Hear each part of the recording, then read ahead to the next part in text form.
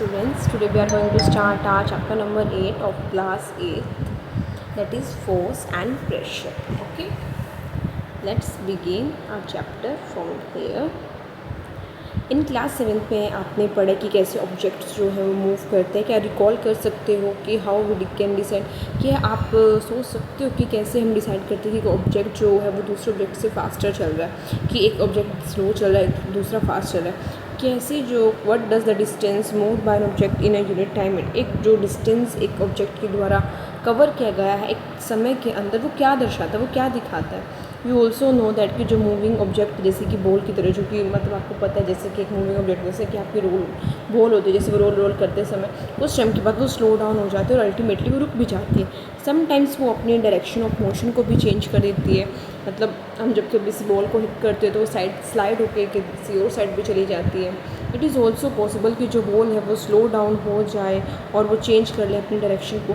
क्या आपने कभी सोचा कि क्या एक ऐसी चीज़ है जो कि जिसकी वजह से ऑब्जेक्ट जो है वो स्लो होता है या फिर उसकी स्पीड बढ़ जाती है, और चेंज जो कि उसकी डायरेक्शन ऑफ मोशन को क्यों होता है, कि वो रुक रही है, क्यों उसकी स्पीड बढ़ रही है, क्यों उसकी डायरेक्शन चेंज, बट वाई, क्यों ऐसा होता है। तो साइंस इज अबाउट वाई। तो हम लेट्स अस रिकॉल नाउ। हम अब कुछ अपने जो डे के एक्सपीरियंसेस हैं उनको रिकॉल करने की कोशिश करते हैं। What do you do to make, अगर फुटबॉल को मूव कराना है तो क्या करोगे आप, किक करोगे उसको। व्हाट डू यू, तो आप किक ही करोगे बेसिकली। अगर फुटबॉल को मूव कराना है उसको किक करना है आपने। What do you do to make, क्या आप करेंगे मेकिंग अ मूविंग बॉल, और वो जो मूव करी बॉल है वो फास्टर मूव करे, उसके लिए आप क्या करेंगे। जो फुटबॉल खेलते होंगे वो फॉर श्योर इसका जवाब दे पा रहे होंगे। कैसे गोल कीपर जो होता है वो उस बॉल को रोकता है। कैसे हॉकी प्लेयर जो होते हैं वो डायरेक्शन जो वो चेंज करता है जो बॉल मूव कर रही है फ्लिक ऑफ स्टिक के साथ। कैसे जो फील्डर्स होते हैं वो स्टॉप करते हैं एक बॉल की हिट जो करी गई, कैसे जो फील्डिंग्स पे खड़े होते हैं बैट्समैन उस बॉल को स्टॉप करते बाय कैच करके और ऐसे लटक के वो करते हैं। इन सारी सिचुएशंस में जो बॉल है या तो वो मूव करती है फास्टर, या वो स्लो हो जाती है, या फिर उसकी डायरेक्शन जो है मोशन की वो चेंज हो जाती है। हमने देखा वी ऑफन से दैट कि जो फोर्स है वो अप्लाई किया गया बॉल पे, कि फोर्स बॉल पे तब लग रहा है जब हम उसको किक कर रहे हैं, जब हम उसको पुश कर रहे हैं, थ्रो कर रहे हैं, फिर वट जो भी हम कर रहे हैं उस बॉल के साथ, वो वहाँ पे हम क्या लगा रहे हैं, फोर्स को किक करना, पुश करना, थ्रोन करना, फ्लिक करना। What is for force. अब क्वेश्चन क्या है कि मैम फोर्स तो बहुत हो गया, भाई फोर्स है क्या। What can it do to the bodies on which, क्या ये उन बॉडीज़ के साथ करता है जिन पे ये अप्लाई किया जाता है। We shall seek answer to such question, और इन सब क्वेश्चन का आंसर हम इस चैप्टर में लेने वाले आगे। ठीक है, बने रहिए मेरे साथ। हम पढ़ने वाले पिक 8.1 फोर्स एक पुश है या पुल। एक्शंस जैसे कि उठाना, ओपनिंग करना, किसी चीज़ को खोलना, शटिंग बंद करना, क्लिक करना, हिट करना, लिफ्टिंग करना, फ्लिकिंग, पुशिंग करना, पुलिंग करना, ये सब जो होते हैं वो हम कुछ टास्क को डिफाइन करने के लिए, डिस्क्राइब करने के लिए बताते हैं। हर जो ये कोई जो एक्शन अगर आप किक करेंगे तो बॉल आगे जाएगी, ठीक है। शट करोगे, कोई चीज़ बंद करो तो कुछ हो रहा है, हर किसी के कोई एक्शन करने से कोई रिजल्ट आ रहा है। ईच ऑफ दिस एक्शन जो है, इन सब एक्शंस का जो यूजुअली क्या होता है, ये कुछ जो सब एक्शंस होते हैं इनसे कुछ तरीके का चेंज आएगा मोशन सब्जेक्ट की। अभी कुछ मोशन सब्जेक्ट आपकी बॉल पड़ी है रिस्ट पे, अगर उसको किक करोगे तो वो मोशन में आएगी, वो मूव करना शुरू कर देगी, ठीक है। तो आप कोई भी अगर इनमें से कोई भी एक्शन करेंगे तो उसका एक रिजल्ट आएगा, ठीक है।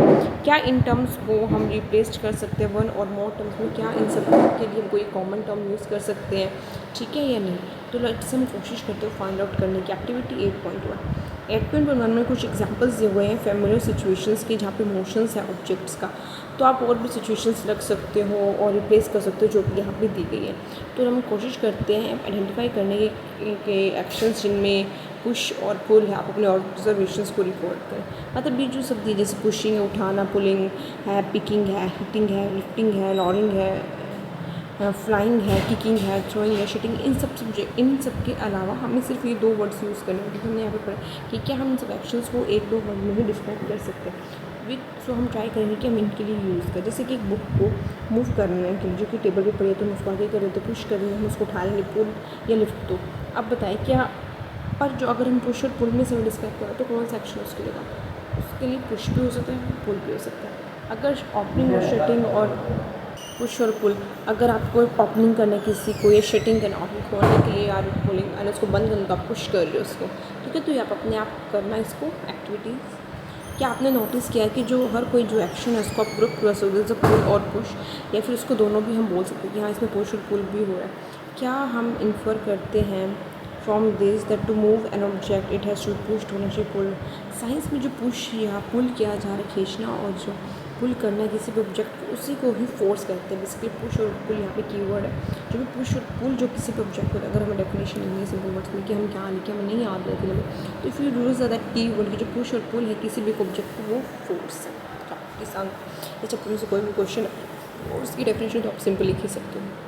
तो हम कहते हैं कि जो मोशन जो भी आ रहा है ऑब्जेक्ट्स में, वो फोर्स की वजह से आ रहा है, फोर्स की वजह से आ रहा है कि उसको हम खींच रहे हैं या पुल कर रहे हैं। जब हम फोर्स व्हेन डज की फोर्स कब आता है प्ले में, कब हम फोर्स लगाते हैं, late us find out. Class 6 में आपने पढ़ा दैट कि मैग्नेट जो होता है वो एक पीस ऑफ आयरन को अपनी तरफ अट्रैक्ट करता है। क्या ये जो अट्रैक्शन जो अपनी तरफ खींचना है वो भी एक पुल है? व्हाट अबाउट रिपल्शन, तो उस रिपल्शन का क्या जो कि सिमिलर पोल्स के बीच में होते दो मैग्नेट्स के, तो वो क्या पुल और पुश है? ये हम आगे पढ़े, आपका मैग्नेटिक फोर्सेस वाला भी आगे एक टॉपिक है, उसमें हम देखेंगे। आप खुद सोचो कि क्या ऐसा है। 8.2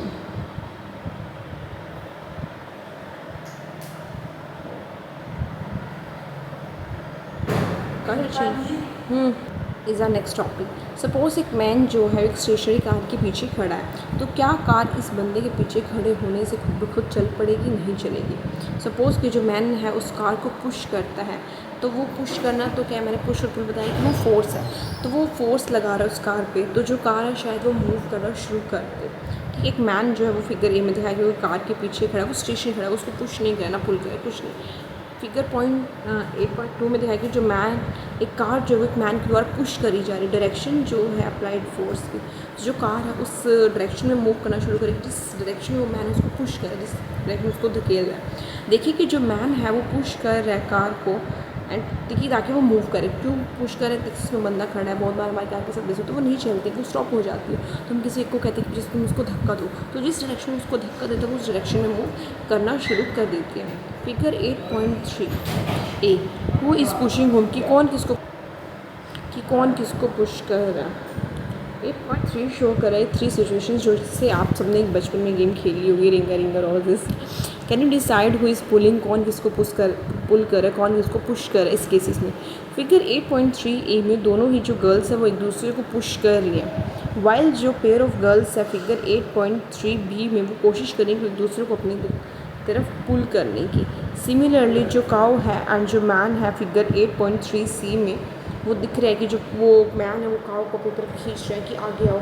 जो गर्ल है दो सिचुएशंस में वो अप्लाई कर रही है फोर्स एक दूसरे के ऊपर।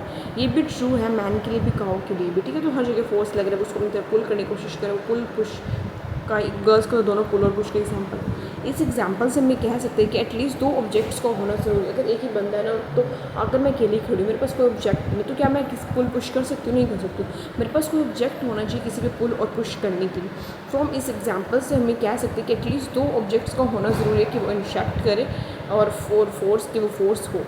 थर्स एक इंट्रैक्शन जो है, एक ऑब्जेक्ट जो इंट्रैक्शन जो मिलना होता है एक ऑब्जेक्ट का दूसरे के साथ, तो उससे क्या होता है कि फोर्स आता है उन 2 ऑब्जेक्ट्स के बीच में, ठीक है। तो 2 ऑब्जेक्ट्स होंगे तभी आपका पुल पुश होगा, अगर एक से ही it is not going to happen, ठीक है। अब हम 8.3 कर रहे हैं exploring forces. Let us try to learn more about forces. हम कोशिश करते हैं कि हम और पढ़ें फोर्सेस के बारे में कि फोर्सेस क्या है। 8.2 एक्सरसाइज आपको दी गई है, पर हैवी ऑब्जेक्ट ली जैसे कि टेबल है या बॉक्स ली जो कि मूव कर सकता है, मतलब हैवी भी हो, मतलब ऐसे, और इतना भी हैवी नहीं होना चाहिए कि आप उसको पुल करें, वो मूव भी ना करें, ठीक है। तो विच कैन मूव, जिसको आप मूव कर सके पुशिंग करके हार्ड कोशिश करें पुश करने की उसको खुद ब खुद। कैन यू मूव इट, क्या आप उसको अगर धक्का दोगे किसी बॉक्स को या वो मूव करा, अब आप अकेले नहीं धकेल पाए, थोड़ा भारी था, तो आप क्या कहते हो अपने फ्रेंड को कहते हो कि वो आपकी हेल्प करे उसको धकेलने में, और जिस साइड में आप उसको दोनों धकेलोगे मिलके वो उसी साइड में मूव कर जाएगा। ये ईजियर है मूव करना नाउ। क्यों? अब ऐसा क्यों है कि आप अकेले तो मूव नहीं कर पा रहे, जब 2 इंसानों ने उसको मूव धकेला, मतलब उसको पुश किया, तो वो मूव करना शुरू किया। ऐसा क्यों? ना पुश करे सेम सब्जेक्ट को, बट आस्क योर फ्रेंड कि उसको पुश करे अपोजिट। अब अपने उसमें दोनों एक साइड में दोनों जन जो हैं वो साथ में मिलकर उसको पुश कर रहे हैं इस साइड में, तो वो मूव कर रहा है, ठीक है। बट ये इस साइड पुश कर रहा है इसको और ये इस साइड कर रहा है इसको, ठीक है। तो क्या ऑब्जेक्ट मूव करेगा? If it does not, the direction in which it moves, but ये मूव नहीं करेगा, वो कैंसिल आउट हो जाता है। वो मैं आगे आपको कॉन्सेप्ट बताऊंगी। अगर वो ऐसा नहीं है तो नोट करे डायरेक्शन किस पे मूव करे। कैन यू गेस कि कौन सा जो है वो अप्लाई करे लार्जर फोर्स, बताना कि ये मूव कर पाए हैं। तो ये लार्जर फोर्स इन्होंने लगाया, और ये जो मूव ही नहीं कर पा रहे वो स्टैटिक पड़ा है, ये ज़्यादा फोर्स लगा पाए हैं, इनका ज़्यादा फोर्स अप्लाई हो रहा है। क्योंकि हम जब कोई काम कर रहे होते हैं वो काम नहीं होता, हम उसमें और धकेलते कि वो हो जाए अल्टीमेटली, बट वो नहीं होता है। तो ये दोनों कोशिश कर उसको धकेलने की, बट वो नहीं होगा साइड बाई, वो 1 इंच भी नहीं हिलेगा, क्योंकि वो दोनों इक्वल फोर्स लगा रहे हैं। तो मुझे इतना गंद पड़ चुका है, गंदा कर चुकी है इतना पेन घुमाने की। बचपन का शौक होता था रेड पेन चलाने का। 2 फ्रेंड्स जो है वो पुश कर रहे हैं हैवी लोड को, एक सेम डायरेक्शन में, एक अपोजिट डायरेक्शन में। अपोजिट डायरेक्शन तो दोनों सेम डायरेक्शन में मूव अप्लाई करेंगे फोर्स तो वो मूव करेगा, जब अपोजिट डायरेक्शन में करेंगे तो नहीं होगा।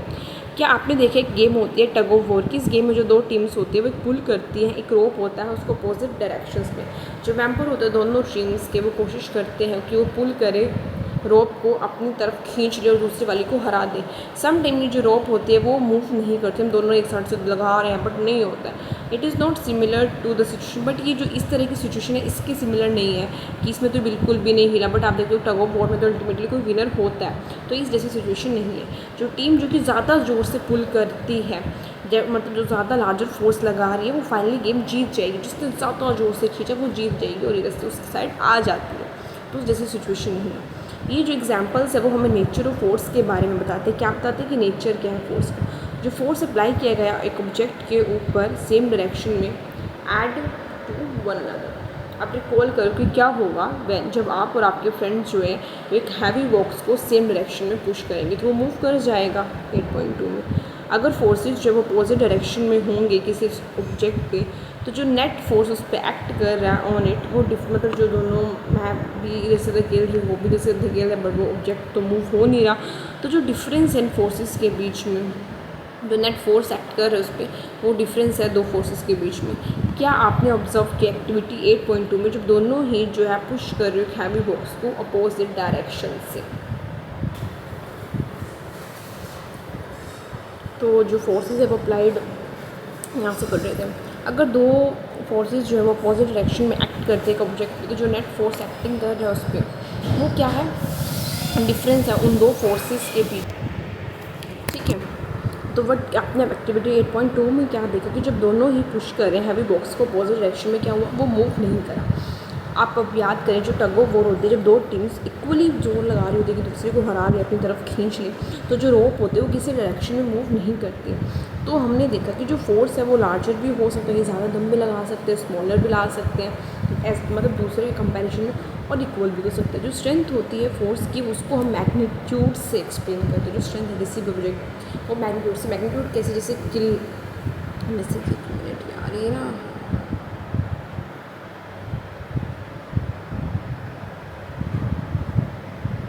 like it with 2 kilometer per hour, that 2 is magnitude, that is unit।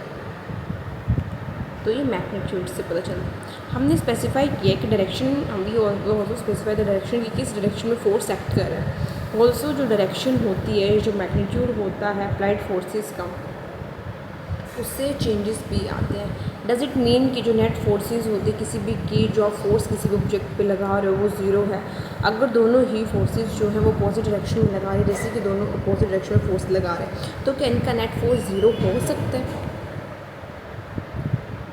In general most एक से ज़्यादा फोर्सेस जो होते हैं वो एक्ट मिल कहता हूँ इन जनरल मोड से ज़्यादा फोर्सेस जो होते हैं वो एक ऑब्जेक्ट के ऊपर एक्ट करते हैं। हाउ एवर जो इफ़ेक्ट होता है किसी भी ऑब्जेक्ट पे इज़ ड्यू टू द जो नेट फोर्सेस की इफ़ेक्ट जो है वो नेट फोर्सेस की वजह से होता है जो उस पर एक्ट कर रहा होता है। नेट फोर्स के the difference between the 2 forces that is acting activity. Forces जो हैं वो चेंज कर सकते हैं अपना state of motion. Let us हम फाइंड आउट करने की कोशिश करते हैं कि कैसे जो फोर्स हम कोशिश करते हैं फाइंड आउट करने की कैसे जो फोर्सेस होते हैं उससे स्टेट ऑफ मोशन जो वो भी चेंज हो जाए। एक्टिविटी 8.3 आपको दी गई है। आप एक रबर बॉल लें, उसको लेवल सरफेस पे आप प्लेस करें, ठीक है, जैसे कि टेबल के टॉप पे रख लिया है, किसी कंक्रीट फ्लोर पे रख दिया। अब जेंटली उसको पुश करें बॉल को उस लेवल सरफेस के साथ साथ। क्या जो बॉल है वो मूव होगी, या जो आप जो पुश करेंगे बॉल को अगेन क्या वो अभी भी मूव कर रही है? कोई ऐसा चेंज आया है उसकी स्पीड में, क्या उससे उसकी स्पीड इंक्रीज़ हुई है, डिक्रीज़ हुई है। नेक्स्ट, अपना पाम आप फ्रंट ऑफ द जो बॉल मूव करे उसके सामने अपना पाम हथेली रखे एंड उस पाम को रिमूव करते जाए जैसे जैसे ball moving and touches it. क्या आपका जो पाम है वो कोई फोर्स उस बॉल पे लगा पाया, क्या होगा उस स्पीड पे, ऑफ द स्पीड पे क्या असर पड़ेगा, क्या उससे इंक्रीज़ होगी, डिक्रीज़ होगी। व्हाट वुड हैपन अगर आप अपने पाम को लेट कर दो कि वो होल्ड करे मूविंग बॉल को। कोशिश करना फाइंड आउट करने की। एक बॉल जो रेस्ट पे वो मूव करती है, जब उस पर फोर्स अप्लाई होता है, बॉल पड़ी है तो वो पड़ी रहेगी जब तक उस पर फोर्स को अप्लाई नहीं करोगे। आप रिकॉल करें सिमिलर सिचुएशंस में। फॉर एग्जांपल, जब आप प्लेंटी किक देते हो, फुटबॉल को किक करते हो, तो जो प्लेयर होता है उस पर फोर्स लगा रहा है बॉल पे, तो वो जैसे आप उसको किक करोगे, हिट करोगे, तो जो बॉल है जो आराम से पड़ी है वो जिसकी स्पीड 0 है, जो कि रेस्ट पे है, जितना अप्लाइड जो फोर्स होगा उस बॉल को मूव कराएगा, वो बॉल जो वो गोल की तरफ मूव करना शुरू करेगी। सपोज कि गोल कीपर जो है वो डाइव करता है और जंप करता है उस गोल को पकड़ने के लिए। इस एक्शन से जो गोल कीपर है वो कोशिश करे कि वो अप्लाई करे force on the moving ball. जो फोर्स अप्लाई किया गया है उसके द्वारा उस बॉल को रोकने के लिए वो स्टॉप कर सकता है उसको, या फिर उसकी पोजीशन को चेंज कर सकता है, तो जिससे कि जो गोल है वो स्कोर नहीं होगा। अगर गोल कीपर सक्सीड हो जाता है उस बॉल को स्टॉप करने में, मतलब रोक दिया, तो वो बिल्कुल ही रेस्ट पे आ जाएगी, जो उसकी बॉल की स्पीड है वो 0 पे डिक्रीज़ हो जाएगी। ये जो ऑब्जर्वेशन है वो हमें ये बताती है कि जो फोर्स आपने ऑब्जेक्ट पे लगाया है, जो आप फोर्स लगा रहे हो, तो सिर्फ वो जो ऑब्जेक्ट रेस्ट पे है वो मूव ही नहीं करना शुरू करता, बट उसकी स्पीड भी चेंज होती है। अगर आप फोर्स किसी भी ऑब्जेक्ट पे लगा रहे हो, अगर force applied on the object उस डायरेक्शन ऑफ मोशन में है, तो जो स्पीड उस डायरेक्शन में है मोशन के, तो वो ऑब्जेक्ट की स्पीड इंक्रीज़ होगी। अगर फोर्स आप अपोजिट डायरेक्शन में लगा रहे हो, जैसे कि मैंने आपको पहले बताया, तो उससे वो स्पीड डिक्रीज़ होगी। अगर अपोजिट डायरेक्शन में फोर्स लगाया जाएगा तो स्पीड विल डिक्रीज़, और सेम में होगा तो स्पीड विल इंक्रीज़। तो हम ये पढ़ते हैं। आई हैव सीन, एक चिल्ड्रन जो है वो कम्पीट कर रहा था दूसरे के साथ एक रबर के टायर को घुमाते हुए। बचपन में गेम खेली होगी बच्चों ने, और एक रिंग को बाय पुशिंग। अब मैं समझ पाया कि क्यों जो स्पीड की टायर की जो स्पीड होती है वो इंक्रीज़ करती है जब आप उसको पुश करते हो। एक मूव करने के लिए टायर को फास्टर को उसको पुश करना बार बार बहुत ज़रूरी होता है। पहली जो है वो क्यूरी से जानने के लिए कि क्या एप्लीकेशन जो है फोर्स की सिर्फ उससे ऑब्जेक्ट फास्टर और स्लोअर ही होता है। Let us find out. Activity 8.4। आप एक बॉल लें, उसको एक सरफेस पे रखें, एंड जैसे कि एक्टिविटी 8.3 में किया गया था, बॉल को मूव करें, उसको एक पुश देखें, एंड उसके and now place a ruler in its path. अब रूलर उसको उसके पाथ में लेके आए, जैसे कि 8.8 बी में 8.4 होगा आई थिंक, यहाँ पर जैसे स्केल है ना ये रखें। In doing so you would apply a force on the, ऐसा करते हो आप एक फोर्स लगा रहे हो मूविंग बॉल पे। क्या जो बॉल है वो मूव करेगी सेम ही डायरेक्शन में जब वो रूलर से स्ट्राइक करेगी, एंड बार रिपीट करें इस एक्टिविटी को, कोशिश करें कि ऑब्स्ट्रैक्ट करने की मूविंग बॉल को, उसके बीच में रूलर लाने के लिए उसको परेशान करें बॉल को, and placing the ruler in such a way कि वो उसके लिए डिफरेंट एंगल्स बनाए, जैसे कि बॉल यहाँ है तो यहाँ आ रही है, वो चेंज हो रही है, ठीक है, पाथ डिफरेंट एंगल्स बना रही है अपने पाथ पे। हर केस में अपनी ऑब्जर्वेशन को नोट करें कि डायरेक्शन क्या है मोशन की ऑफ द बॉल जब वो स्ट्राइक कर रही है रूलर के साथ। 8.8 क्यों लिखा है यहाँ पे। एक बॉल जब वो मोशन में आती है, जब उसको पुश करेंगे, यहाँ पे एक लेवल सरफेस के खिलाफ जो डायरेक्शन है मोशन की बॉल की, जब वो स्ट्राइक करे रूलर से, प्लेस इन इट्स पाथ। हम कंसिडर करते हैं कि कुछ और एग्जांपल्स लेते हैं। गेम जैसे कि वॉलीबॉल की गेम होती है, जो प्लेयर्स होते हैं वो पुश करते हैं, जैसे कि जो मूविंग बॉल है अपने टीममेट्स को, ताकि वो जीत पाएँ, उस बॉल को आगे देते हैं एक दूसरे को। समटाइम जो बॉल होती है वो दूसरी साइड पे चली जाती है कोर्ट के, जब आप उसको पुश करते हो, स्मैश करते हो, ठीक है। क्रिकेट का एग्जांपल है, क्रिकेट में जो बैट्समैन होता है वो हिट करता है, या हिट वो हिज और हर शॉट अप्लाई करके फोर्स बॉल पे बैट के साथ शॉट मारे, छक्का चौका। क्या कोई चेंज होता है डायरेक्शन में मोशन के बॉल के? इन दिस केस ये बॉल तो ऐसे गई है, छक्का मारा तो ऐसे वटएवर पोजीशन, डायरेक्शन तो चेंज होगी, ठीक है। इन सारे एग्जांपल्स में जो स्पीड है, डायरेक्शन है मूविंग बॉल की, वो चीज़। अब स्पीड अगर आप आराम से, मैं थोड़ा कम फोर्स में तो क्रिकेट का बेटर एग्जांपल दे सकती हूँ, मैं वॉलीबॉल में मुझे इतना नॉलेज नहीं है, बट क्रिकेट में ज़्यादा फोर्स लगा के बॉल को करोगे तो वो दूर तक जाएगी। टुक से मारोगे, डिफेंस में करोगे तो वो इतना नहीं करेगी, थोड़ा सी आगे जाएगी। तो ये फोर्स जितना लगाओगे उतना स्पीड पे भी डिपेंड करता है, डायरेक्शन में भी। जिस डायरेक्शन में बल्ला घुमाऊंगी उस डायरेक्शन में मेरी बॉल जाएगी। Can you give more examples क्या इस काइंड के? एक चेंज जो है either the speed of an object या फिर उसकी डायरेक्शन में मोशन के बोथ, उसको हम चेंज बताते हैं। जो अगर स्पीड में चेंज आया या फिर डायरेक्शन में चेंज आ रहा है, उन दोनों को ही हम चेंज बोल देंगे स्टेट ऑफ मोशन। जो फोर्स होता है उसे जब हम फोर्स लगाएंगे तो उसकी स्पीड भी चेंज होगी, उसकी डायरेक्शन भी चेंज होगी, बेसिकली चेंज आएगा state of motion of object. State of motion, जो स्टेट ऑफ मोशन है किसी भी ऑब्जेक्ट की कि कैसी स्टेट ऑफ मोशन है एक ऑब्जेक्ट की, उसको हम डिस्क्राइब करते हैं उसकी स्पीड से एंड डायरेक्शन से। ठीक है, स्टेट ऑफ मोशन स्पीड और डायरेक्शन से।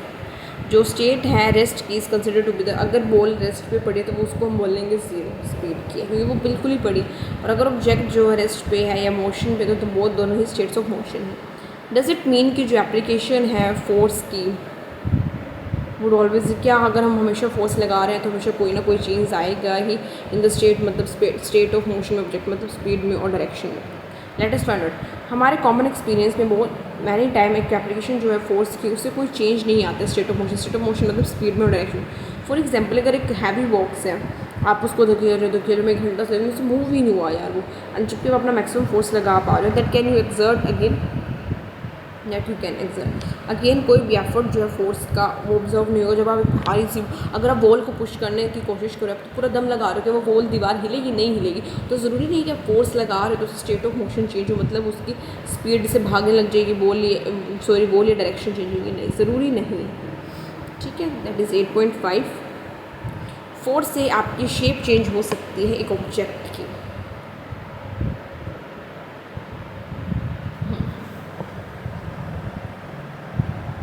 एक्टिविटीज़ बड़ी देते हैं यार। एक्टिविटी 8.5 दी गई है, कुछ सिचुएशंस जो है वो दी गई कॉलम 1 में टेबल 8.2 में, जिसमें जो ऑब्जेक्ट्स हैं वो फ्री नहीं है कि वो मूव कर रहे हैं। आटा नहीं घूमेगा, सीट नहीं घूमेगी, ये क्या है, नेल है नहीं घूमेगा। कॉलम 2 में जो टेबल की सजेस्ट की किस मैनर में जो फोर्स है वो अप्लाई करा जा रहा है हर ऑब्जेक्ट के ऊपर, और जो कॉलम 3 है वो शो कर रहा है डायग्राम की एक्शन का। ठीक है, अब आप ऑब्जर्व करें कि क्या इफेक्ट होगा फोर्स का एज मैनी सिचुएशंस जितनी पॉसिबल। आप देख सकते हो कि सिमिलर सिचुएशंस यूजिंग अवेलेबल जो भी मटेरियल है इन्वायरमेंट से। अपने ऑब्जर्वेशंस को नोट डाउन करना है कॉलम 4 में 5 ऑफ द टेबल। एक लैम्प ऑफ डब मतलब आटा जो उसको भूनते हैं, तो वैसे कितना पहले तो वो पतला सा आटा सा पाउडर होता है, उसमें पानी डाल दो तो थोड़ा लिक्विड होता है, फिर उसको सॉलिड हो, उसकी शेप बिल्कुल ही चेंज हो जाती है। तो आप फोर्स लगा रहे तो शेप भी चेंज हुई। जैसे सीट पे हम बैठे तो उसके स्प्रिंग्स होते हैं, वो पहले ऊपर होते फिर वो डाउन चले जाते हैं। नेल रबर बैंड जब हम उसको सस्पेंड करते हैं हुक से या नेल से फिक्स पे तो रबर स्ट्रेच हो रही है। ठीक है, तो ये सारे वो आपको बताने हैं कि स्टेट ऑफ मोशन में चेंजेस, स्टेट मतलब स्पीड एंड डायरेक्शन। और यार क्या है यहाँ पे दो ना, स्पीड एंड डायरेक्शन होता है स्टेट ऑफ मोशन। क्या चेंज इन शेप है। ठीक है, what do you conclude from the observation जो कि टेबल 8.2 में नोट डाउन है। क्या होगा जब आप अप्लाई करते हो फोर्स को, अगर एक इन्फ्लेटेड बैलून पे उसको प्रेस करो, अपने बैलून को फोड़े, बड़े बचपन में गुब्बारे फोड़े हैं बड़ा मज़ा आता था।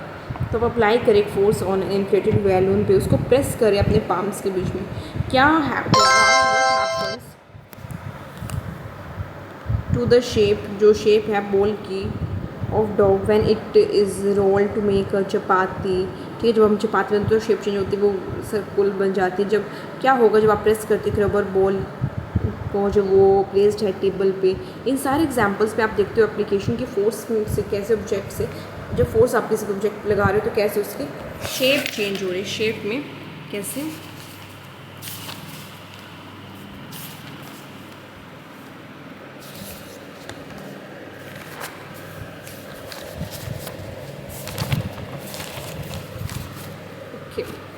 Let's move to our next one, lengthy chapter है ना। हैविंग परफॉर्म करते समय इन सारी एक्टिविटीज़ को you would have realize that a force जो होता है वो किसी भी ऑब्जेक्ट को, कोई चीज़ शांत पड़ी उसको मूव कर सकता है, किसी को भी रेस्ट से उसकी स्पीड को चेंज कर सकता है, डायरेक्शन चेंज करता है, शेप को चेंज करता है। एंड में को सम ऑफ, और ये फिर सारे इफेक्ट्स आते हैं, कभी स्पीड बढ़ जाए तो कभी डायरेक्शन चेंज हो रही तो कभी शेप, ये सारे एक साथ भी देखने को मिल सकते हैं। वाइल अ फोर्स जो है कोज वन और मोर ऑफ,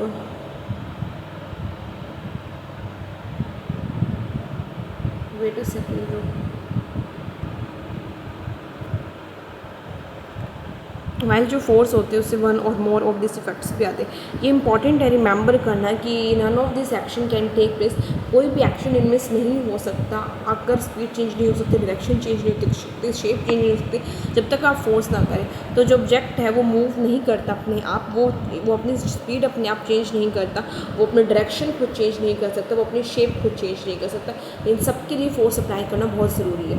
8.6 में हम पढ़ेंगे कांस्टेंट कॉन्टैक्ट फोर्सेस कौन से होते हैं। मस्कुलर फोर्स, क्या आप पुश करते हो, जैसे लिफ्ट कर रहे हो एक बुक जो कि आपके टेबल पे पड़ी है, मैंने बुक उठाई है, मैंने लिफ्ट करी उसको, आप टच करे बिना आप उसको उठा सकते हो, साइड कर सकते हो, नहीं। क्या आप लिफ्ट कर सकते हो एक बकेट ऑफ वाटर बिना उसको होल्ड किए।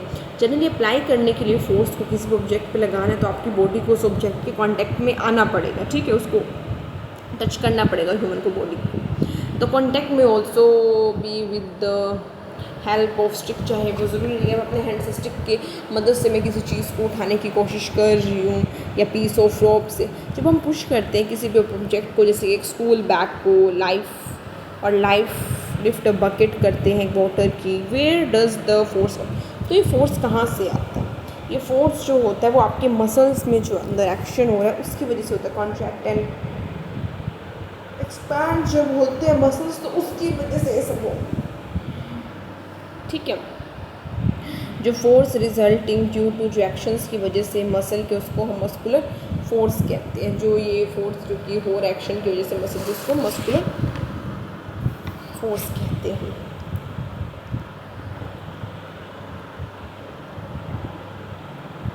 ये it is the muscular force जो कि हमें हमारी मदद करता है कि हम परफॉर्म करें सारी एक्टिविटीज़ जिसमें मूवमेंट है, जैसे बेंडिंग करना है बॉडी को, तो बॉडी में मसल्स काम कर रहे हैं, मूव एक्सपैंड हो रहे हैं, तो हम बेंड हो पा रहे हैं। क्लास 7 में आपने पढ़ा था कि जो प्रोसेस है जैसे कि डाइजेशन करने की फूड की, वो आपके एलिमेंट्री कैनाल से पास आउट होके जाते हैं, क्या फूड इट भी मस्कुलर फोर्स ही है जो कि वो करा रही है। यू ऑल्सो नो कि जो लंग्स अब एक्सपैंड कॉन्ट्रैक्ट करते हैं जब हम सांस अंदर ले रहे हैं, सांस छोड़ रहे हैं, कहाँ पे मसल्स जो है वो लोकेटेड है, विच मेक, जिससे कि ब्रीथिंग पॉसिबल हो।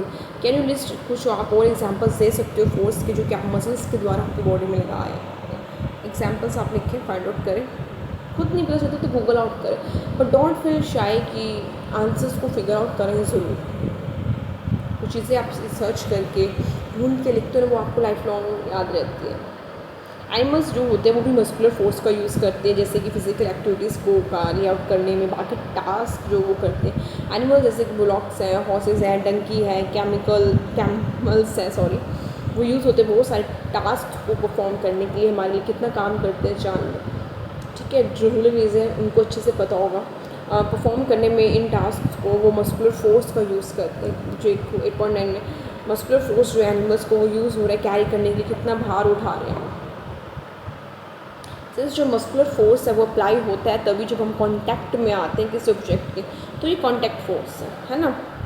Are there other types of contact forces भी है, तो हम फाइंड आउट करने की कोशिश करते हैं। फ्रिक्शन, कुछ अपने एक्सपीरियंसेस को रिकॉल करें, कुछ याद करें अपना कोई एक्सपीरियंस। एक बॉल जैसे कि चल रोल कर रही है, हम किक करते हैं बॉल को, तो वो बॉल रुक भी जाती है एक टाइम के बाद, वो जल्दी जल्दी क्यों नहीं जाती, तो वो जो रोल कर रही है ग्राउंड पे वो ग्रेजुअली रुक जाती है, वो स्लो डाउन हो जाती है, फिर फाइनली फिर बिल्कुल ही ठहर चुपचाप बैठ जाती है कहीं पे। जब वो स्टॉप करना शुरू करती, जब हमें स्टॉप पैडलिंग अ बाइसाइकिल, तो वो ग्रेजुअली धीरे धीरे होती जाएगी साइकिल, फिर बाद में वो बिल्कुल ही बंद हो जाएगी। एक कार या स्कूटर जो वो भी रेस्ट में आ जाएगी जब उसका इंजन स्विच ऑफ होता है। सिमिलरली से उसी तरीके से जो एक बोट होती है वो रेस्ट पे आ जाती है अगर हम उसको रॉबिंग ना करें। Can you add some more such example, ऐसे बता सकते हो जहाँ पे आप कुछ पहले एक्शन कर रहे हो, व फोर्स अप्लाई करो, बट धीरे धीरे जैसे अपना फोर्स को आप कम करते जाओगे तो वो भी उसकी स्पीड या वो काम कम होता जाएगा, और अल्टीमेटली जब आपने फोर्स विड्रॉ कर दिया तो वो स्टॉप हो जाता है। इन सारी सिचुएशंस में कोई भी फोर्स जो है वो ऑब्जेक्ट्स पे नहीं लगेगा, फोर्स नहीं लगेगा तो वो उसका रेस्ट पे आना तय ही है, ठीक है। ये जो स्पीड होती है वो पहले तो धीरे धीरे एकदम चीज़ें स्टॉप नहीं होती, पहले चीज़ें ग्रेजुअली डिक्रीज़ होंगी, फिर वो रेस्ट पे आती है कुछ टाइम के बाद। अब क्या है जिससे स्टेट ऑफ मोशन चेंज होती है, स्टेट ऑफ मोशन मतलब स्पीड और डायरेक्शन चेंज हो रही है, क्या कुछ फोर्स जो है उन पर एक्ट कर रहा है, क्या कुड सम फोर्स भी की कुछ फोर्स है जिसकी वजह से वो रुकी है, या फोर्स ना होने की वजह से वो रुकी है, क्या डायरेक्शन गैस कर सकते हैं कि जिसमें फोर्स जो एक्ट हुआ है। इन सब केसेस में जो फैक्टर्स जो रिस्पॉन्सिबल हैं चेंज करने के लिए स्टेट ऑफ मोशन को, इन सारे एग्जांपल्स में वो फोर्स ऑफ फ्रिक्शन है।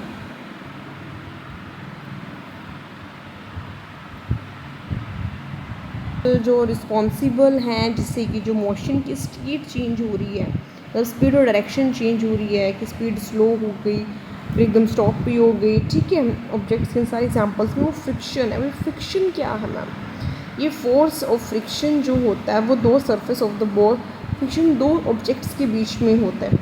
जैसे between the surface of the ball, surface जो है बॉल का, जो बॉल का सरफेस है, एंड जो ग्राउंड, जिसकी वजह से जो चलती हुई बॉल है वो रेस्ट पे आ जाती है। फ्रिक्शन की वजह से we are able to move लो।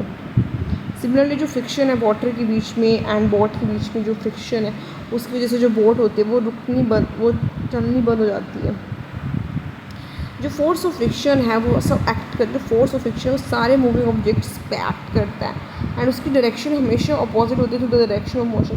जिस डायरेक्शन ऑफ मोशन में आपको ऑब्जेक्ट है उसके अपोजिट आपकी फ्रिक्शन लगेगी, ठीक है। ऐसे अगर आप चल रहे हो तो फ्रिक्शन ऐसे लगेगी और आप स्टॉपेज हो जाता है इंसान का यहाँ पे,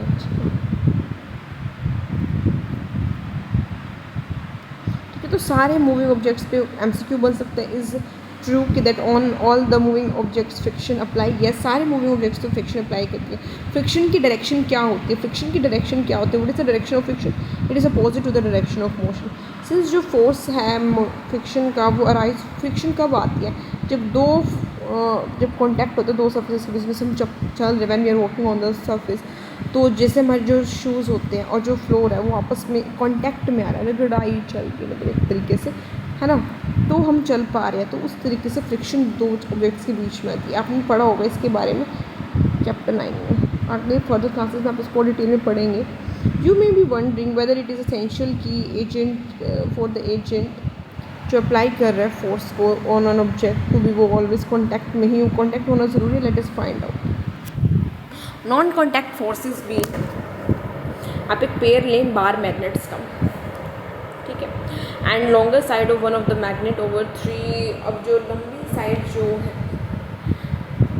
मैग्नेट की ओवर 3 जो राउंड शेप्ड पेंसिल्स हैं या जो वुडन के रोलर्स हैं, जैसे कि आपको टेबल, जैसे कि आपको दिखाया गया फिगर 8.10 में। अब एक एंड जो है अदर मैग्नेट का वो दूसरे के पास लेके आए, जो कि पेंसिल्स रखी रोलर पे, एंड मेक श्योर कि जो दो मैग्नेट्स हैं वो एक दूसरे को टच ना करें, क्योंकि मैग्नेट्स वैसे एक दूसरे को अट्रैक्ट रिपेल कर देते हैं। ऑब्जर्व दैट कि क्या होता है फिर next bring the other and, फिर दूसरा एंड जो मैग्नेट का लेके आए same end of the magnet के, एंड उसको रोलर्स पे रखें। नोट कि क्या हो रहा है टू द मैग्नेट जो कि आपने रोलर्स पे रखा है, हर टाइम अनदर मैग्नेट जो है वो पास आएगा उसके। मैग्नेट्स आपस में दूसरे को अट्रैक्ट कर लेते हैं। तो मैग्नेट वाला हमारा टॉपिक हो चुका है। Let's be move to the next. Does the magnet on the rollers begin? क्या जो वो मैग्नेट है रोलर पे आपने रखा है वो मूव करना शुरू होगा, मैग्नेट उसके पास लाया जाएगा, ठीक है। क्या ये ऑलवेज मूव करता है डायरेक्शन में, जिस क्या ये हमेशा मैग्नेट उसे डायरेक्शन मूव करे, जिस डायरेक्शन में मैग्नेट उसको अप्रोच करे? क्या व्हाट डू दिस ऑब्जर्वेशन, ये जो ऑब्जर्वेशन आप कर रहे हो आपको क्या बताता है? कि इसका मतलब ये है कि जो सेम फोर्स है वो एक्ट कर रहा है दो मैग्नेट्स के बीच में, why why why why why में लॉट्स ऑफ वाई। आपने क्लास 6 में पढ़ा है कि जो लाइक पोल्स जो होते दो मैग्नेट्स, जो सेम पोल्स, जो लाइक पोल्स होते मैग्नेट्स के, वो रिपेल करते एक दूसरे को, और जो अनलाइक जैसे नॉर्थ है साउथ है वो अट्रैक्ट करेंगे एक दूसरे को, जो सेम है वो एक दूसरे को रिपेल करते हैं। ऐसा होता है ना, जो अट्रैक्शन होती है is towards the opposite one. जो अट्रैक्शन और रिपेल्शन ऑब्जेक्ट्स के जो अट्रैक्शन या रिपल्शन है ऑब्जेक्ट्स के बीच में होती है, can also be seen as another form भी कोल मूव पुल और पुश होता है। क्या आपने कभी कोशिश की है मैग्नेट्स को कि मैग्नेट्स को कॉन्टैक्ट में लाया जाए ताकि वो ऑब्जर्व कर सके कि फोर्स क्या है उनके बीच में? मैग्नेट का बचपन से कुछ होता होगा यार, पहला तो सबने होगा, हर लोगों की चीज़ को छुपा के देखते थे। जो मैग्नेट होता है वो एक्सर्ट करता है एक फोर्स को दूसरे, जो मैग्नेट होता है उसका फोर्स लगता है दूसरे मैग्नेट पे जिसके साथ वो कॉन्टैक्ट में आ रहा है। जो फोर्स एक्सर्ट किया गया है मैग्नेट के द्वारा, वो एग्जांपल है नॉन कनेक्टेड। यहाँ पे लोहे की कोई चीज़ है या लोहे की, जब मैग्नेट बिल्कुल उनके पास है तो वो दूर है, तो वो दूर से उस चीज़ को तरफ अट्रैक्ट कर रहा है, तो that is non contact force. अगर दो हम मैग्नेट्स को भी यहाँ पे रख दें, ठीक है, तो वो फिर भी दूर दूर है, वो दूसरे को अट्रैक्ट कर लेंगे, ठीक है। सिमिलर सिमिलरली जो फोर्स एग्जर्ट किया जा रहा है एक मैग्नेट के द्वारा, जो मैग्नेटिक फोर्स लगा रहा है एक छोटे से पीस ऑफ आयरन पे, वो एक नॉन कॉन्टैक्ट, जैसे कोई कील जिसको हम बोलते हैं मेरा मैग्नेट है उसको लेकर के अट्रैक्ट कर लेगा, तो वो भी एक नॉन कॉन्टैक्ट फोर्स, वो पास भी नहीं थी, कॉन्टैक्ट में तो नहीं थी। इलेक्ट्रोस्टैटिक फोर्स ये बचपन में सब नहीं किया हुआ है।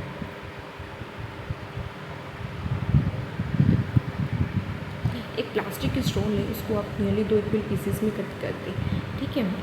प्लास्टिक की स्टोन है, उसको 2 इक्वल पीसेस में suspend one of the piece from the edge of the table, suspend करना है एक को एज से of a table with the help of, उसको टांग देना है एक थ्रेड के सपोर्ट से। अब होल्ड करें दूसरा पीस स्ट्रो का अपने हैंड में एंड उसको रब करें एंड रब करें उस हैंड रब करें उसका जो फ्री हैंड है एंड जो है उसको शीट ऑफ पेपर से। अब जो रब्ड एंड होगा जो आपने रब किया है इसमें स्ट्रो को near the suspended straw, sure करें कि जो 2 पीसेज है वो एक दूसरे को टच नहीं करे, बट फिर भी आप क्या लिखेंगे जो नेक्स्ट रब द फ्री एंड को सस्पेंडेड पीस ऑफ स्ट्रो को द शीट ऑफ पेपर, जैसे कि छोड़ो आप सिंपल हमने बचपन में सिंपल ट्राई करते जब हम स्क्रीन पर अपने हेयर्स पर रब करते थे एंड जब उनको पेपर्स के पास लेके आते थे पेपर्स उन टच नहीं होते थोड़ा दूर में, तो पेपर्स कैसे उसकी तरफ अट्रैक्ट होते उसकी तरफ उछलते थे, तो बेसिकली यही इसमें है। तो स्ट्रो है इज सेट टू की ऐसा कहा जाता है, तो स्ट्रो अब उसमें क्या होता है इलेक्ट्रोस्टैटिक चार्ज आते हैं जब उसको हम रब करते हैं, ठीक है। सच स्ट्रो जो एग्जांपल है चार्ज बॉडी का, जो फोर्स एक्सर्ट किया जाता है एक चार्ज बॉडी के द्वारा दूसरी चार्ज बॉडी पे या जो अनचार्ज बॉडी पे, उसको एक फोर्स एक्सर्ट करें चार्ज बॉडी दूसरी चार्ज बॉडी पे अनचार्ज बॉडी पे, तो उसी को हम इलेक्ट्रोस्टैटिक फोर्स कहते हैं। ये जो फोर्स होते हैं वो प्ले में आते हैं even when the bodies are not, जब ये फोर्स तब पे आते हैं तो बॉडीज कॉन्टैक्ट में नहीं होते। इलेक्ट्रोस्टैटिक फोर्सेज देयरफॉर एक अनदर एग्जांपल है नॉन कॉन्टैक्ट फोर्स का। आपने बहुत पढ़ा होगा इलेक्ट्रिक चार्जेस के बारे में, चैप्टर 50 में पढ़ोगे आप। Gravitational force, you know that कि जो कॉइन है या जो पेन है जब वो गिरता है ग्राउंड पे या जब वो आपको स्लिप हो जाता है आपके हैंड से, लीव्स जो हैं फ्रूट्स जो हैं वो भी ग्राउंड पे गिरते हैं जब वो प्लांट से अलग हो जाते हैं। क्या आपने सोचा कि ऐसा क्यों होता है, क्यों पत्ते फ्रूट के नीचे ही गिरते वो ऊपर नहीं जाते, क्यों फल फ्रूट के नीचे ही गिरते। जब कॉइन जो है आपके हाथ में और वो it is at rest, as soon as वो जैसे उसको आप छोड़ोगे तो वो डाउनवर्ड्स मूव करेगा। एक क्लियर एक स्टेट ऑफ मोशन है कॉइन की, वो चेंज हो रही state of motion, direction and speed.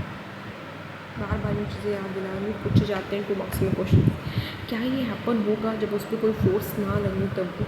Which is this force, force कौन से ऑब्जेक्ट्स और थिंग्स जो गिरते हैं अर्थ की तरफ जो ऊपर से नीचे से आ रही हैं, क्योंकि अर्थ का जो ग्रेविटेशन फोर्स है उनको अपनी तरफ पुल कर रहा है, ठीक है। ये जो फोर्स होता है इसी को हम फोर्स ऑफ ग्रेविटी कहते हैं या फिर हम इसको ग्रेविटी भी कह सकते हैं। एट्रैक्टिव फोर्स है जो फोर्स ऑफ ग्रेविटी वो सारे ऑब्जेक्ट्स पे गिरता है क्योंकि सारे ऑब्जेक्ट्स नीचे की तरफ आते हैं। जो फोर्स ऑफ ग्रेविटी वो हम सब पे लग रहा है एंड ऑल द टाइम्स बिना अलाउड आर बीइंग, और चूँकि हम इसके बारे में बोल रही हूँ, वाटर जो है वो फ्लो कर रहा है ग्राउंड की तरफ। एज सून एज वैन जब हम ओपन करते टैप को तो वो पानी नीचे ही गिरता है ऊपर नहीं गिरता। वाटर जो है रिवर्स में वो डाउनवर्ड ही जा रहा है क्योंकि फोर्स ऑफ ग्रेविटी लग रहा है। ग्रेविटी कोई प्रॉपर्टी नहीं है अर्थ की सिर्फ, इनफैक्ट हर ऑब्जेक्ट जो यूनिवर्स में चाहे वो बड़ा है छोटा है उसके ऊपर कोई फोर्स होता है वो दूसरे ऑब्जेक्ट पे एक्सर्ट करता है और इसी फोर्स को हम ग्रेविटेशनल फोर्स कहते हैं। डेफिनेशन आ सकती है तो आपको याद होनी चाहिए। प्रेशर, आपने क्लास 7th में पढ़ा कि जो स्ट्रॉन्ग विंड्स जब तेज़ हवाएं चलती है बांधी तूफान आता है साइक्लोन के टाइम की blow even of the roof top से लोगों की उठ के चले जाते हैं जिनकी टीन से बनी होती है। वो ऑल्सो लर्न की जो विंड्स हैं साइक्लोन्स है वो डिफरेंस की वजह से होती है जो एयर के प्रेशर में होता है। कोई रिलेशन है प्रेशर में या फोर्स में, चलो हम कोशिश करते हैं ढूंढने की। जी, हम एक पुश करते हैं एक नेल को वुडन प्लैंक के अंदर और हम कील को काटने की कोशिश करते हैं दीवार में, वही इसमें बताया गया है। अब could you do this time, अभी आप इसमें स्टाइल कर सकते हैं। आप वेजिटेबल्स को कट करने की कोशिश करें, एक ब्लंट नाइफ ज़्यादा शार्प नहीं है एंड देन फिर एक शार्प नाइफ के साथ करते, पहले कम धार वाले से जब सब्ज़ी को काटे फिर सब्ज़ी को काटे जो ज़्यादा धार वाला, कौन सा आसान होगा, जिसकी ज़्यादा धार होगी उसे काटना फॉर श्योर वेजिटेबल्स ईजी होंगे। क्या आपको ये फीलिंग आती है कि जो एरिया ओवर विच जहाँ पे फोर्स अप्लाई हो रहा है वो एग्जाम्पल से ही पॉइंटेड एंड है नेल का, वो एक रोल प्ले करते हैं सब टास्क को ईजियर करने में। जो फोर्स एक्ट करती है एक यूनिट एरिया पे सरफेस उसको हम प्रेशर कहते हैं। प्रेशर का फॉर्मूला अगर टीचर्स थोड़ा ज़्यादा ही आपकी फिजिक्स वाले को फॉर्मूले जानते हैं तो formula is pressure equals to force upon area on which it acts. Basically क्या है, जैसे हमारे पास एक कील है और मेरे पास हथौड़ा, मैं जैसे हथौड़ा मैं इस पर टप टप टप टैप कर रही हूँ कि वो अंदर दीवार की गड़ जाए। अब इस क्या है, थोड़ा पहना सा ये चला जाएगा, ठीक है। मैंने दम लगाया, मेरा हथौड़ा, आसान से बताते हैं, कंपैरिजन से ज़्यादा अच्छी क्लियर होती है। वी हैव, हमारे पास तो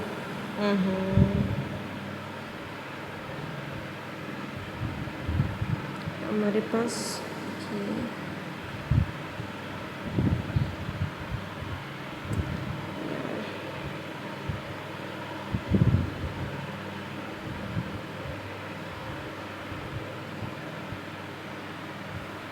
ये थोड़ी पतली है, आपको दिख रहा है ना, थोड़ी पतली, इसके कट कर।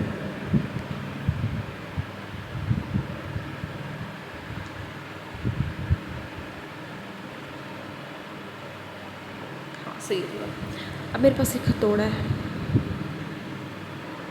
मैं इस पर टैप कर रही हूँ, एक हथौड़ा है, दोनों सेम साइज़ के ही हैं और दोनों में मैं सेम प्रेशर से हिट कर रही हूँ, सेम साइज़ के सेम वेट के, दोनों पर मैं सेम हिट कर रही हूँ। इसकी ये चीज़ पतली है तो ये अंदर चल जाएगी, ये मोटा है तो इस पर मुझे ज़्यादा फोर्स लगाना चाहिए, बट मैं सेम ही फोर्स लगा रही हूँ तो ये अंदर नहीं जाएगी। तो कितना फोर्स किसी एरिया पे लग रहा है, ये आपका प्रेशर है। इस चीज़ पे भी कंसिडर ओनली दोज फोर्सेस जो कि परपेंडिकुलरली एक्ट कर रहे हैं सरफेस के on which the pressure is to be. अब मेरे को समझ में आया क्योंकि वो जो पोर्टर्स होते हैं वो एक पीस ऑफ क्लॉथ जो खुली होते हैं, क्यों वे क्लॉथ अपने हेड्स पे रखते हैं जब वो कैरी हैवी लोड करते हैं, ताकि जो वो वेट है वो एक स्पेसिफिक पॉइंट पे हेड के ना एक्ट करे, वो सारे उस पर करे, ठीक है। वाई डूइंग दिस, इससे क्या होता है, जो एरिया है कॉन्टैक्ट का लोड में वो बढ़ जाता है हेड से, तो जो प्रेशर है ऑन देयर हेड वो रिड्यूस, ताकि प्रेशर जो एक हैंड के स्पेसिफिक पॉइंट पे जा रहा है वो रिड्यूस हो जाए, उनको ईजी लगता है कैरी करना load. Note that the area is in the denominator, की जो एरिया है ऊपर हमने क्या रखा है, प्रेशर अपॉन एरिया। एरिया नीचे है डिनोमिनेटर में, ऊपर जो होता है न्यूमिनेटर कहते हैं।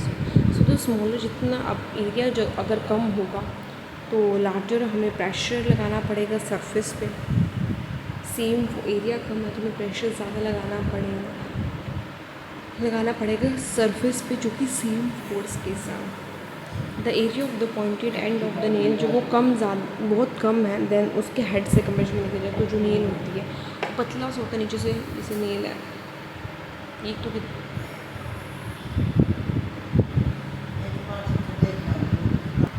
जो कील है वो ऊपर एरिया जो बड़ा है यहाँ पे छोटा है, तो यही दिखा रहा है कि जो एरिया होता है पॉइंटेड एंड का नेल का वो कम होता है देन जो एरिया उसके हेड का होता है।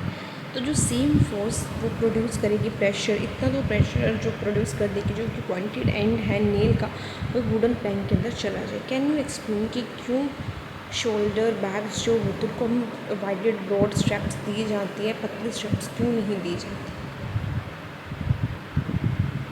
क्यों अगर पतली स्ट्रैप्स होगी तो आपको फोर्स ज़्यादा लगाना पड़ेगा, आपको हैवी फील होगा, क्यों जो टूल्स होते हैं वो एरिया में स्प्रेड हो जाता है weight. Why the tools meant for cutting and piercing always है उनकी शार्प एजेस होती हैं।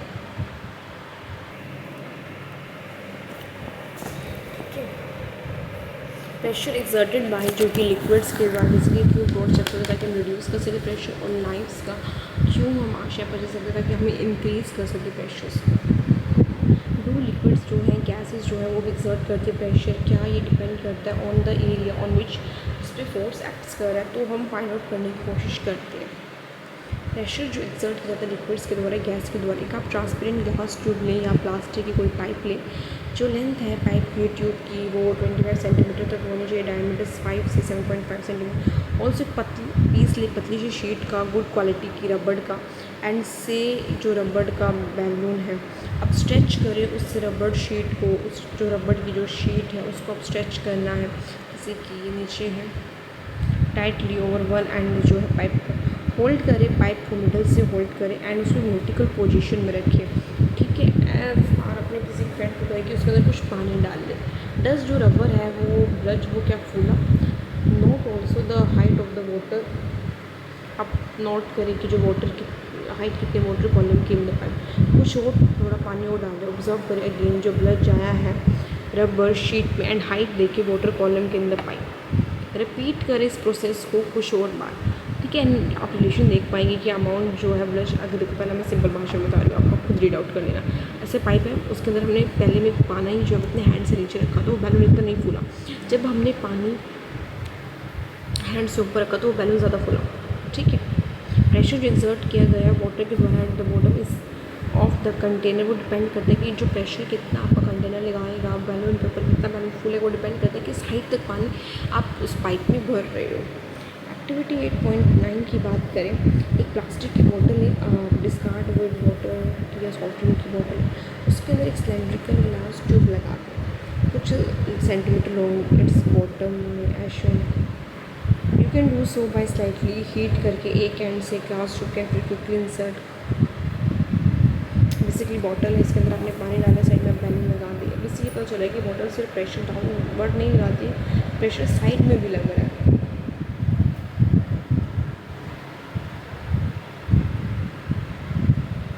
ठीक है, नोट दैट की जो रबर शीट है वो fix on the side of the container, वो साइड में है, नॉट वो बॉटम पे नहीं है, साइड में अपने कंटेनर के बनूंगा। क्या जो ब्लजिंग है रबर शीट की, इस केस में इंडिकेट करें कि जो वाटर है वो प्रेशर, जो वाटर है उसका प्रेशर जो है वो साइड्स पे भी लग रहा है।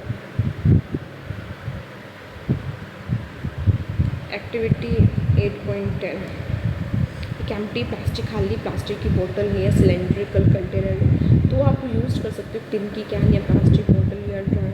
बेसिकली ये है कि अब इसमें से जैसे वाटर निकालो तो पानी निकल जाए, जो लिक्विड है वो इक्वल प्रेशर में, जितने भी आपने होल्स के सामने से इक्वल अमाउंट में वाटर निकल रहा है, तो जो लिक्विड है वो इक्वल प्रेशर लगाएगा एट द सेम डेप्थ। अगर सेम हाइट पे है तो सब में से इक्वल पानी बहेगा। अगर ऐसा होता इन केस कि यहाँ पे खोल है, यहाँ पे खोल है, यहाँ पे खोल, अगर इक्वल डिस्टेंस पे अगर हम चारों करें तो इसका पानी ज़्यादा दूर जाता है, इसका थोड़ा कम, इसको थोड़ा कम, इसका दूर। बट अभी वो चारों एक हाइट पे तो सब में से इक्वल वाटर निकल रहा है और इक्वल दूर तक जा रहा है।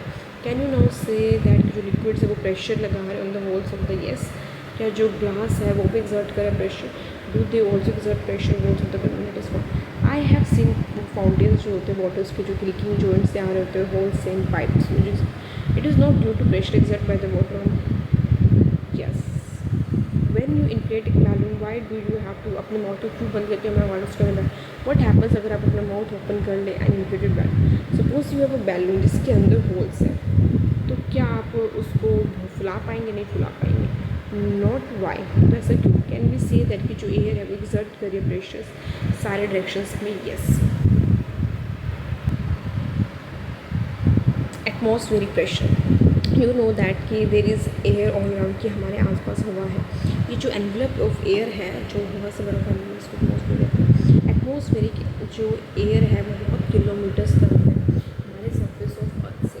जो प्रेशर लगाया जा रहा है एयर के द्वारा उसको हम एटमॉस्फेरिक प्रेशर कहते हैं। जो प्रेशर आपकी एयर लगा रहे हैं उसको हम एटमॉस्फेरिक प्रेशर कहते हैं।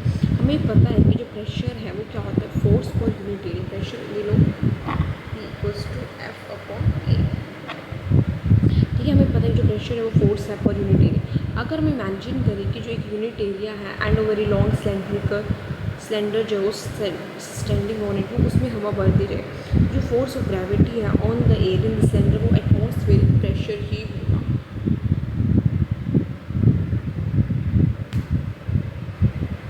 बट हाउ लॉन्ग और small is the atmospheric pressure. Activity 8.10,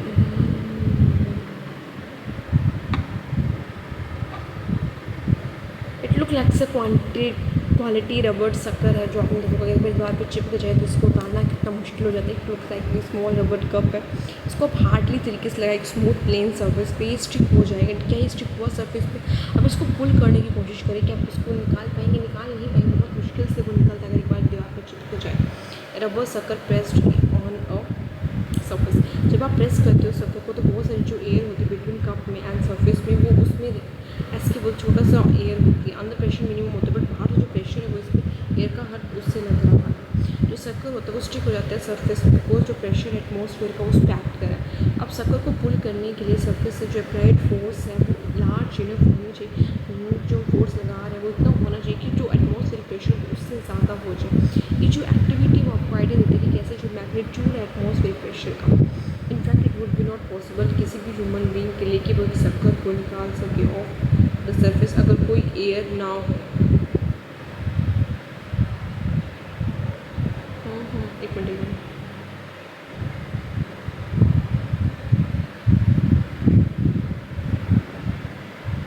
कोई एयर ही ना हो at all between the sucker and the surface. Does it give you idea कि कितना लार्ज एटमॉस्फेरिक प्रेशर। अगर फोर्स ड्यू टू एयर होने की जैसे कॉलम ऑफ हाइट में और फिर वो खुद आप पढ़ना, डिड यू नो पढ़ लेते हैं। ऑटो वैन यूरिक एक जर्मन साइंटिस्ट थे 17वीं सेंचुरी के, उन्होंने एक पंप इन्वाइट किया था एक्सट्रैक्ट करने के लिए एयर को, मतलब आउट ऑफ वेसल से निकालने के लिए। अब हेल्प ऑफ इस पंप से ही डेमोन्स्ट्रेटेड ड्रामेटिकली जो फोर्स है एयर प्रेशर, तो वो इस पंप से वो ड्रामेटिकली दिखाना चाह रहा है जो फोर्स है एयर का प्रेशर। तो ये जॉइन दो होलो मेटालिक हेमिस्फीयर्स को वो जॉइन करेगा 51 centimetre diameter and pump the air out of the, उसमें से एयर निकालता है। देन वो एम्प्लॉय करते हैं 8 फोर्सेज हर हेमिस्फीयर की तरफ कि वो पुल करे, बट वो so great the force so great is, जितना एयर का प्रेशर बाहर से तेज़ लग रहा है तो जो हेमिस्फीयर पुल अपार्ट नहीं हो पाएंगे, अंदर एयर निकले। सो chapter is completed. Thank you for listening. If there is any